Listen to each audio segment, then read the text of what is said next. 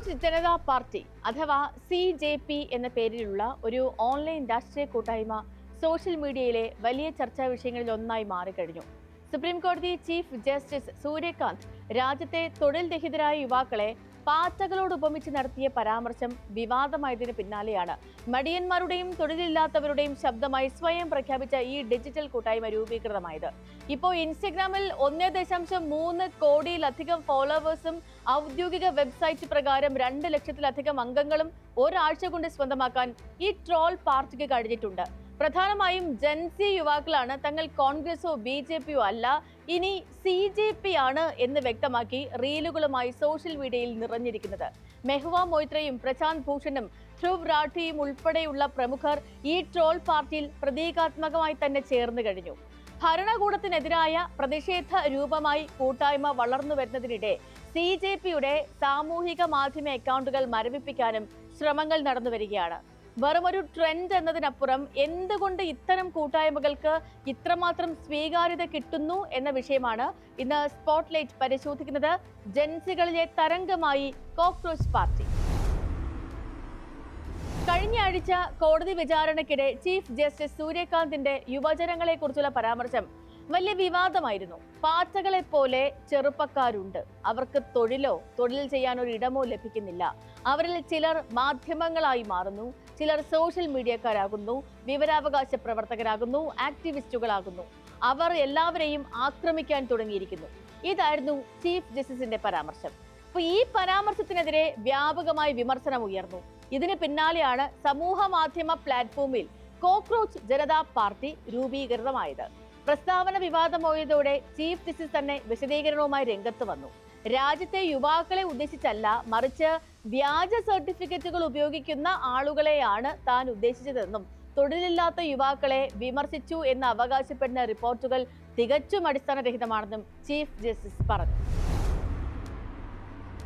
CJP എന്ന രാഷ്ട്രീയ troll പരിഹാസ പ്രസ്ഥാനത്തിന് പിന്നിൽ മഹാരാഷ്ട്രയിലെ ഔറംഗാബാദ് സ്വദേശിയായ അഭിജിത് ദീപ്കെ എന്ന 30-കാരനാണ്. പൂനെയിൽ നിന്നും ജേർണലിസത്തിൽ ബിരുദം നേടിയ ദീപ്കെ അമേരിക്കയിലെ ബോസ്റ്റൺ സർവകലാശാലയിൽ നിന്നും പബ്ലിക് റിലേഷൻസിൽ മാസ്റ്റേഴ്സ് പഠനവും പൂർത്തിയാക്കിയിട്ടുണ്ട്. 2020 മുതൽ 2023 വരെ അരവിന്ദ് കെജ്രിവാൾ നയിക്കുന്ന ആം ആദ്മി പാർട്ടിയുടെ സോഷ്യൽ മീഡിയ തിരഞ്ഞെടുപ്പ് പ്രചാരണ സംഘങ്ങളുമായി ദീപ്കെ സഹകരിച്ചിരുന്നു. 2020 ഡൽഹി നിയമസഭാ തിരഞ്ഞെടുപ്പിൽ AAPയുടെ ഡിജിറ്റൽ പ്രചാരണ പ്രവർത്തനങ്ങളിലും മീം അധിഷ്ഠിത ക്യാമ്പയിനുകളിലും പങ്കാളിയായി. ചീഫ് ജസ്റ്റിസ് സൂര്യകാന്തിന്റെ പരാമർശത്തിലുള്ള വ്യക്തിപരമായ പ്രതിഷേധം തൊഴിലില്ലായ്മയും നിരാശയും നേരിടുന്ന രാജ്യത്തെ യുവ സമൂഹത്തിന്റെ പ്രതീകസ്വരമായി മാറ്റാൻ ദീപ്കയ്ക്ക് കഴിഞ്ഞു. ഞാനാണ് ആ കോക്രോച്ച്. ചീഫ് ജസ്റ്റിസ് പറഞ്ഞത് എന്നെ പോലുള്ളവരെ കുറിച്ചാണ്.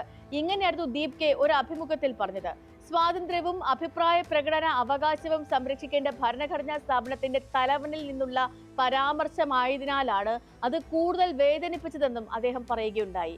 അധികാരത്തിലെത്തിയാൽ വിരമിച്ച ചീഫ് ജസ്റ്റിസുമാർക്ക് രാജ്യസഭാ സീറ്റ് നൽകില്ല. ഒരു യഥാർത്ഥ വോട്ട് പോലും നീക്കം ചെയ്യപ്പെട്ടാൽ തിരഞ്ഞെടുപ്പ് കമ്മീഷനെതിരെ കർശന നടപടി വേണം. സ്ത്രീകൾക്ക് 50% സംവരണം വേണം. സ്വാധീനമുള്ള വ്യവസായികളുടെ ഉടമസ്ഥതയിലുള്ള മാധ്യമങ്ങളുടെ ലൈസൻസ് റദ്ദാക്കണം. പാർട്ടി മാറുന്ന MLA-മാർക്കും MP-മാർക്കും 20 വർഷത്തേക്ക് തിരഞ്ഞെടുപ്പിൽ മത്സരിക്കാൻ വിലക്ക്. ഈ വാഗ്ദാനങ്ങളിൽ ഉറച്ചാണ് പാർട്ടി പ്രവർത്തിക്കുന്നതെന്ന് CJPയുടെ മാനിഫെസ്റ്റോയിൽ പറയുന്നു. പാർട്ടിയുടെ വെബ്സൈറ്റിൽ ഇത് മടിയന്മാരുടെയും തൊഴിലില്ലാത്ത യുവാക്കളുടെയും ശബ്ദമെന്നാണ് പറഞ്ഞിരിക്കുന്നത്. തൊഴിലില്ലാത്തവനായിരിക്കണം, വെറുതെ ഇരിക്കുകയാണെങ്കിലും നിരന്തരം ചിന്തിച്ചുകൊണ്ടിരിക്കണം, ദിവസത്തിൽ കുറഞ്ഞത് 11 മണിക്കൂർ ഓൺലൈനിൽ ഉണ്ടായിരിക്കണം, സമൂഹ പ്രശ്നങ്ങളെ കുറിച്ച് ശക്തമായി വിമർശിക്കാൻ കഴിവുള്ളവരായിരിക്കണം എന്നിവയാണ് ഈ പാർട്ടിയിൽ ചേരാനുള്ള മാനദണ്ഡങ്ങളായി മുന്നോട്ട് വച്ചിരിക്കുന്നത്. യുവാക്കൾക്കായി യുവാക്കളുടെ ഒരു രാഷ്ട്രീയ മുന്നണി എന്നാണ് ഈ പേജിന്റെ ബയോയിൽ വിശേഷിപ്പിച്ചിരിക്കുന്ന കാര്യം. വെറും ഒരു തമാശയായി എക്സിൽ തുടങ്ങിയ ക്യാമ്പയിൻ ദിവസങ്ങൾക്കുള്ളിൽ തന്നെ 12 ദശലക്ഷത്തിലധികം ഫോളോവേഴ്സിനെ ഉണ്ടാക്കി. ഈ അക്കൗണ്ട് ഇപ്പോൾ മരവിപ്പിച്ച അവസ്ഥയിലാണ്. ഔദ്യോഗിക വെബ്സൈറ്റിൽ അംഗങ്ങളായ 2 ലക്ഷത്തിലധികം പേരും ഇൻസ്റ്റഗ്രാമിൽ ഫോളോ ചെയ്ത 13 ദശലക്ഷത്തിലധികം പേരുടേതും കൂടിയാണ് ഇന്ന് CJP.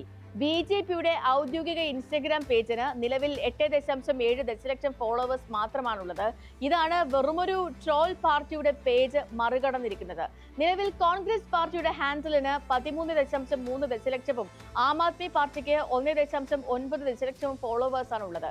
യുവാക്കളുടെ തൊഴിലില്ലായ്മ, നീറ്റ് പരീക്ഷാ വിവാദങ്ങൾ, പേപ്പർ ലീക്കുകൾ എന്നിവയ്ക്കെതിരെയുള്ള ഇന്ത്യൻ യുവത്വത്തിന്റെ ശക്തമായ പ്രതിഷേധ പ്രകടനമായി ഈ കോക്രോച്ച് ചിഹ്നം മാറിയിരിക്കുകയാണ് എന്ന് അൽ ജസീറ ഉൾപ്പെടെയുള്ള അന്താരാഷ്ട്ര മാധ്യമങ്ങൾ റിപ്പോർട്ട് ചെയ്യുന്നുണ്ട്.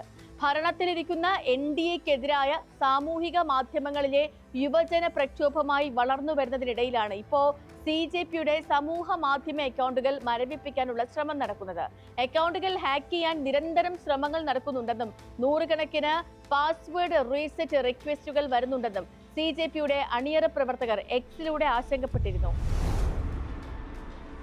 പരമ്പരാഗത രാഷ്ട്രീയ പാർട്ടികളിലോ ഭരണാധികാരികളുടെ നിലപാടുകളിലോ ജനങ്ങൾക്ക് വിശ്വാസം നഷ്ടപ്പെടുമ്പോഴാണ് സത്യത്തിൽ ഇത്തരം ബദൽ കൂട്ടായ്മകൾ ഉണ്ടാകുന്നത്. നേരിട്ട് വിമർശിച്ചാൽ ഭരണകൂടത്തിന്റെ ഭാഗത്തു നിന്നുണ്ടാകുന്ന അടിച്ചമർത്തലുകളെ ട്രോളുകളുടെ മറവിൽ മറികടക്കാൻ ഇവർക്ക് കഴിയുന്നു. കോക്രോച്ച് ജനതാ പാർട്ടി മുന്നോട്ട് വയ്ക്കുന്ന ആവശ്യങ്ങൾ കൃത്യമായ രാഷ്ട്രീയ ലക്ഷ്യങ്ങൾ ഉള്ളവയാണ്. കേവലം ഒരു ഓൺലൈൻ ട്രെൻഡ് എന്നതിനപ്പുറം സാധാരണക്കാരന്റെ ശബ്ദത്തെയും നിരാശയെയും ഭരണകൂടത്തിന്റെ മുഖത്ത് നോക്കി ചിരിച്ചുകൊണ്ട് വിളിച്ചു പറയാൻ ഇത്തരം കൂട്ടായ്മയ്ക്ക് കഴിയുന്നു എന്നുള്ളതാണ് ഇവയുടെ പ്രസക്തി. ഒടുവിൽ അധികാരികൾ തങ്ങളുടെ വാക്കുകൾ തിരുത്തേണ്ടി വരുന്നു എന്നു തന്നെയാണ് ഇത്തരം പാച്ച കൂട്ടായ്മകളുടെ യഥാർത്ഥ വിജയം. ജാതി, മത, പ്രാദേശിക വ്യത്യാസങ്ങൾക്കപ്പുറം ഒരേ ചിന്താഗതിയുള്ള ആളുകളെ ഒരുമിച്ച് നിർത്താൻ സോഷ്യൽ മീഡിയയ്ക്ക് കഴിയുന്നുണ്ട്. ഭരണാധികാരികളെ ഭയമില്ലാതെ വിമർശിക്കാൻ മീമുകളും ട്രോളുകളും ഇവർ ആയുധമാക്കുന്നുണ്ട്. ഗൗരവമുള്ള രാഷ്ട്രീയ ചർച്ചകളേക്കാൾ വേഗം ജനങ്ങളിലേക്ക് ഇറങ്ങിച്ചെല്ലാനും ഇവയ്ക്ക് സാധിക്കുന്നുണ്ട്. ഇന്ത്യൻ രാഷ്ട്രീയത്തിന്റെ ചരിത്രത്തിൽ കൃത്യമായ രാഷ്ട്രീയ സ്വഭാവം കൈവരിക്കുകയോ വലിയ രാഷ്ട്രീയ ചലനങ്ങൾ ഉണ്ടാക്കുകയോ ചെയ്ത ചില സോഷ്യൽ മീഡിയ ഡിജിറ്റൽ കൂട്ടായ്മകൾ നമ്മുടെ രാജ്യത്ത് നേരത്തെ ഉണ്ടായിട്ടുണ്ട്. ഇപ്പോൾ കർഷക സമരത്തിന്റെ വിജയം, അതേപോലെ ജല്ലിക്കെട്ട് പ്രതിഷേധം, ഡൽഹി കൂട്ടബലാത്സംഗ കേസിന് പിന്നാലെ ഉയർന്ന justice for Nirbhaya campaign, me too campaign എന്നിവയൊക്കെ ഇതിന് ഉദാഹരണങ്ങളാണ്. CJPയെ പോലെ സാമൂഹ്യ മാധ്യമങ്ങളിലെ സ്വീകാര്യത കൈമുതലാക്കി വളർന്ന ട്രോൾ പാർട്ടികൾ ആഗോളതലത്തിൽ നേരത്തെ ഉണ്ടായിട്ടുണ്ട്. Hungarian two tail dog party, Polish beer party, ഐസ്ലൻഡിലെ ബെസ് പാർട്ടി, കാനഡയിലെ ദ റൈനോസിറസ് പാർട്ടി എന്നിവയുടെയൊക്കെ രൂപീകരണം സാമൂഹ്യ മാധ്യമങ്ങളുടെ പിൻബലത്തിലായിരുന്നു. ഇതിൽ പോളിഷ് ബിയർ പാർട്ടി തിരഞ്ഞെടുപ്പിൽ മത്സരിച്ച് 16 സീറ്റുകൾ നേടുകയും ബെസ് പാർട്ടി സ്ഥാപകൻ മേയർ സ്ഥാനത്തേക്ക് തിരഞ്ഞെടുക്കപ്പെടുകയും ചെയ്തിട്ടുണ്ട്.